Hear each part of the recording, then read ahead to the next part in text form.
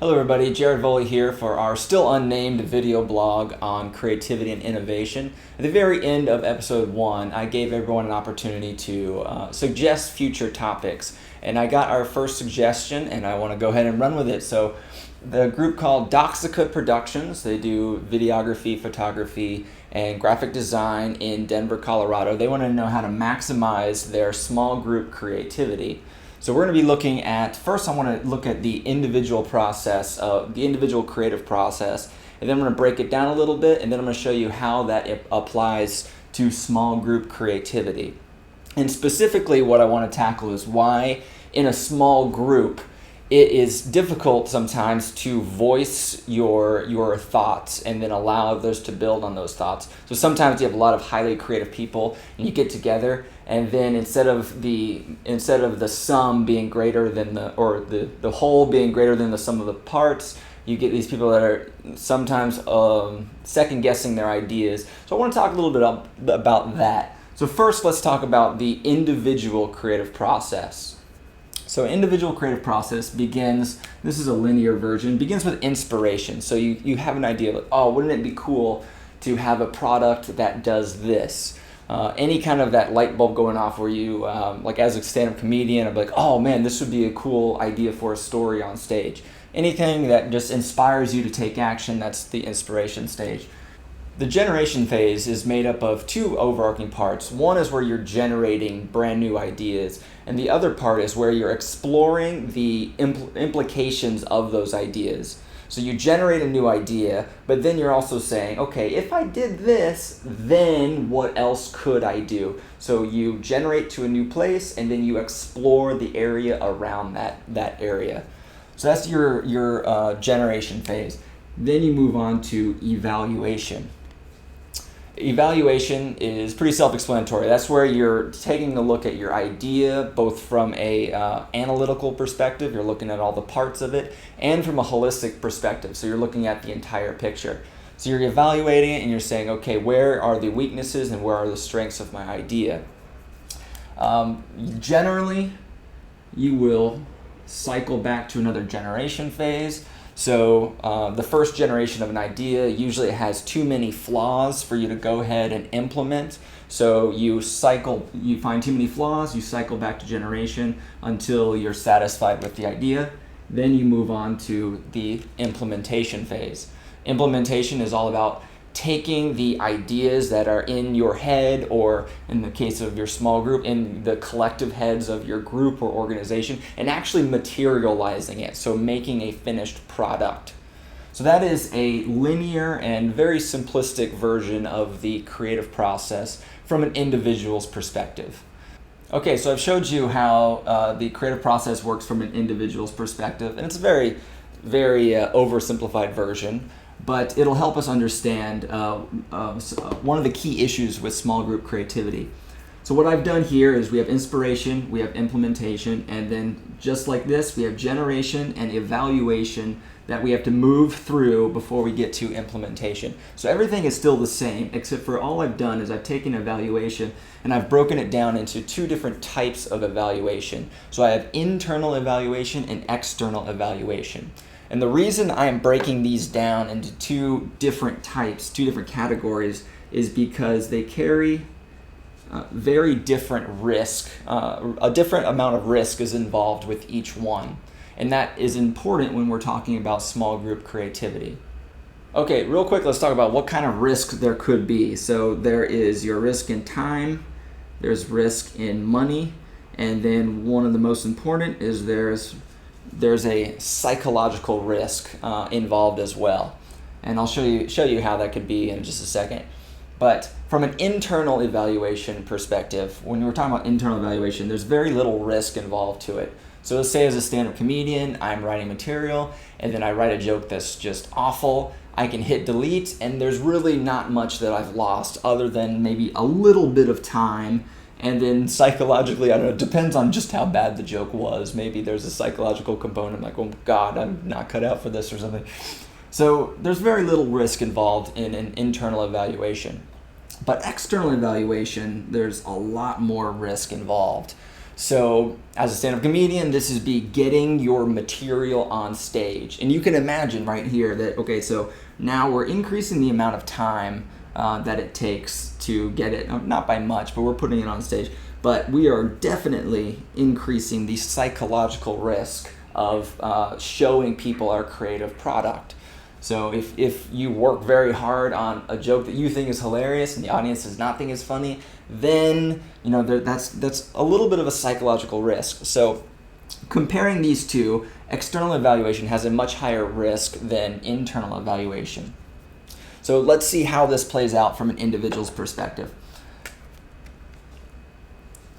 Okay, so let's say as a stand-up comedian, let's go through that one first. So as a stand-up comedian, I'm inspired. I find a good idea for a joke. I'm like, oh man, this would make a great story for the stage. So I jump into generation, and then I will bounce back and forth from internal evaluation to generation.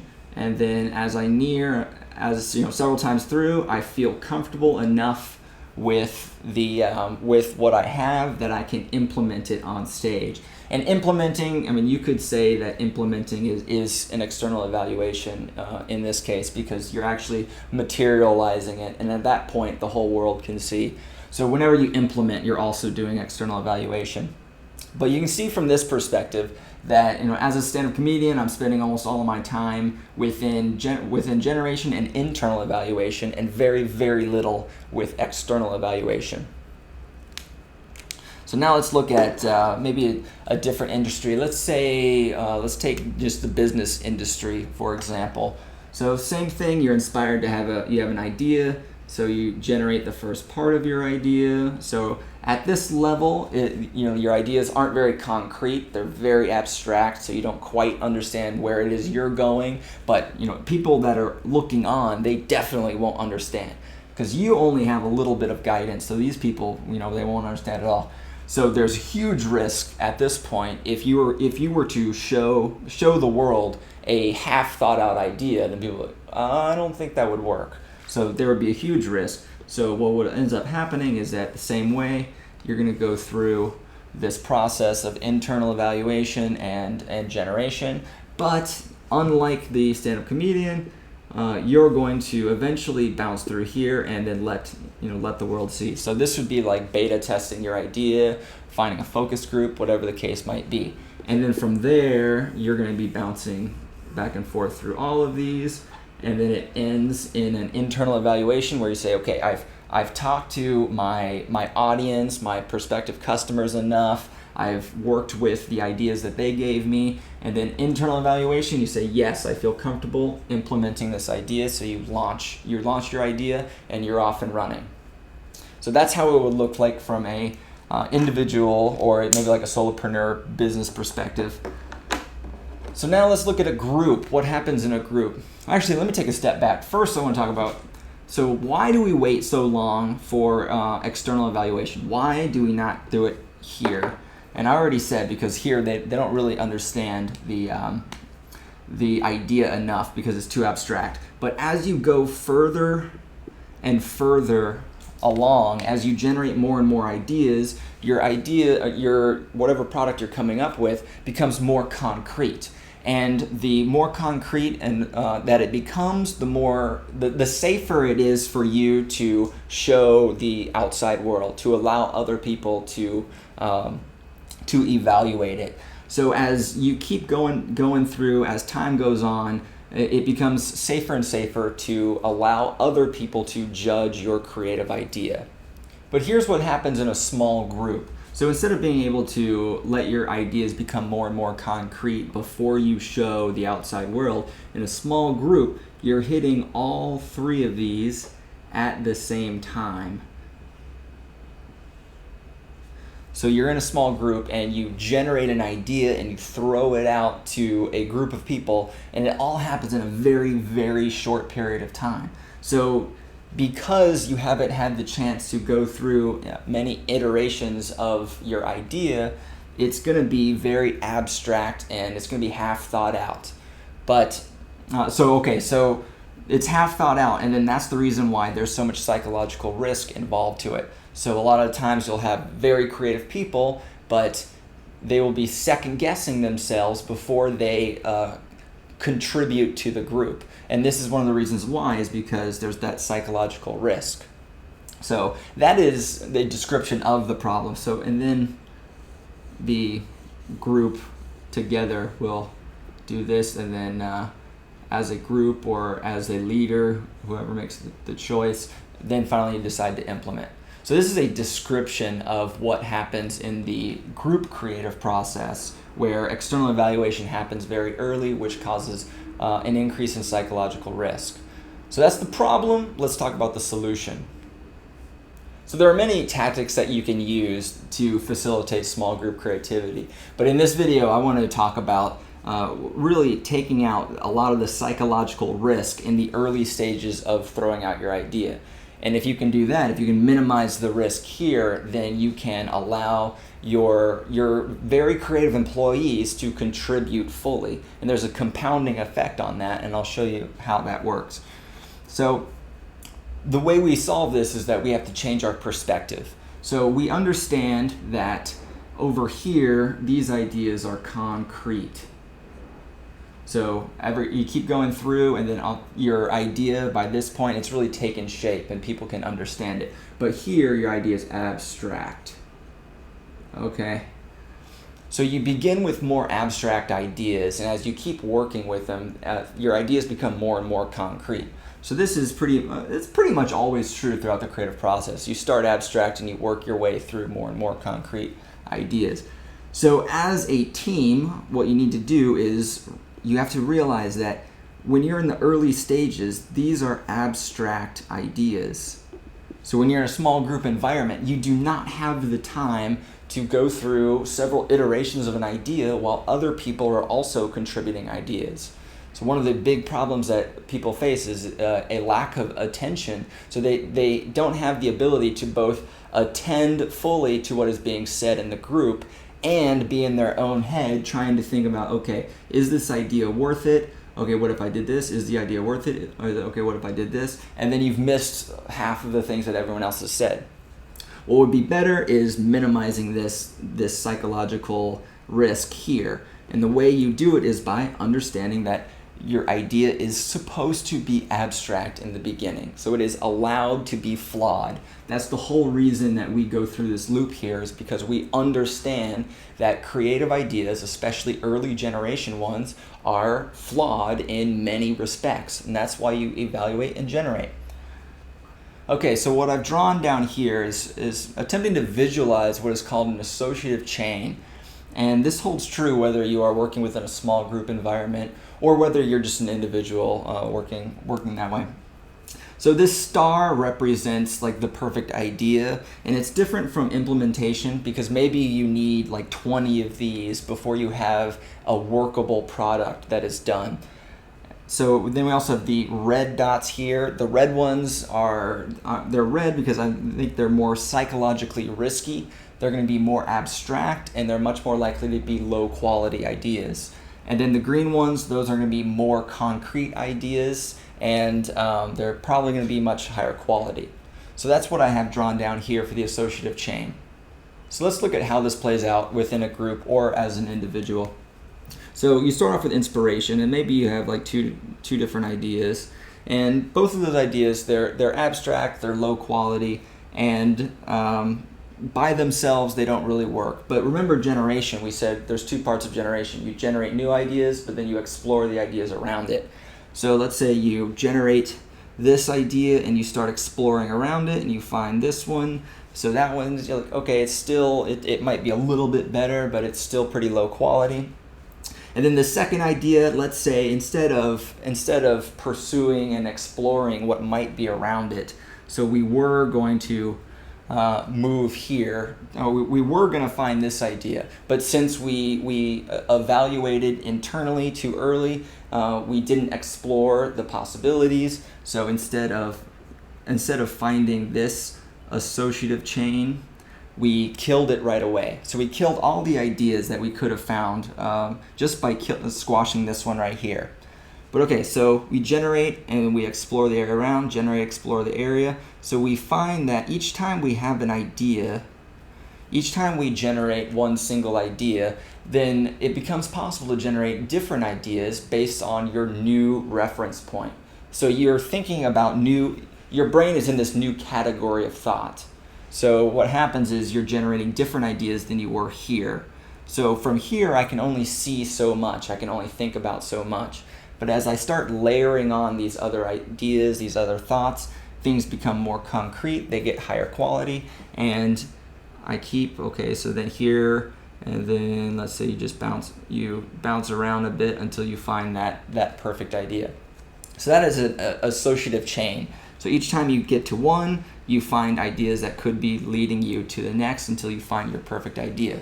So as a small group, you can be much more effective if you allow yourself to contribute the red ideas, the ones that are a little bit psychologically risky. And the way you do that is by shifting your perspective. So it's very risky to throw your idea out to the group if you believe that your contribution should already be a finished idea, if it should be workable the way it is. But these ideas, they're not workable. Usually they suck. All right, so you're starting here, you're contributing ideas, and we should probably say that, okay, so you're contributing many more ideas.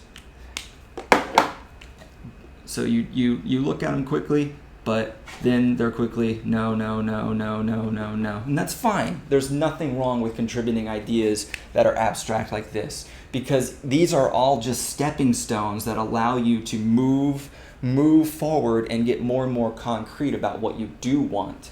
Sometimes a great way of figuring out what you do want is by generating these ideas and figuring out that you don't want that idea for whatever reason. So we say, this idea here, we X'd it out because it could never appeal to a mass audience, or whatever the case might be. That changes everything else down the line. So it is not taking a step back, it's taking a step forward, because you have defined your ideal solution better than you would have if you had not contributed that half thought out abstract idea. So the main point of this is that if you edit yourself out, you lose everything within the associative chain. So edit this out and you kill these ideas. So you kill this one. So maybe or maybe not you find that perfect idea. So you don't want to kill your associative chain by editing yourself early on. The other takeaway of this is that you're not just contributing finished ideas as a group member. You're contributing abstract, half thought out ideas. And that is okay, because you're finding all of these ideas that are going to be stepping stones towards something that is more concrete, more thought out. But you're also allowing your abstract ideas. So even as an individual, this is holding true. But it's even more powerful in a small group context, because maybe you generate this idea and it's not really worth a whole lot. But another person in your group that has a different knowledge set, a different set of skills, maybe a different perspective, they say, no, we could try this. And okay, maybe that idea is not great in itself, but another member chimes in and says, no, I can take you here, or I can take you over here. So you're allowing other members to build off of your abstract idea when you're offering it to a group. And the reason people don't want to offer that initially is, as we've said, there's a lot of psychological risk. But if you are willing to go with me on this and believe that your job is not to contribute finalized ideas, it's to contribute early on, is to contribute abstract, half thought out ideas that could work, and allow your teammates to build on them. So real quick, I want to give you a good example, or I should say analogy of this would be, everybody in the team is coming with a certain set of, like a big Lego set.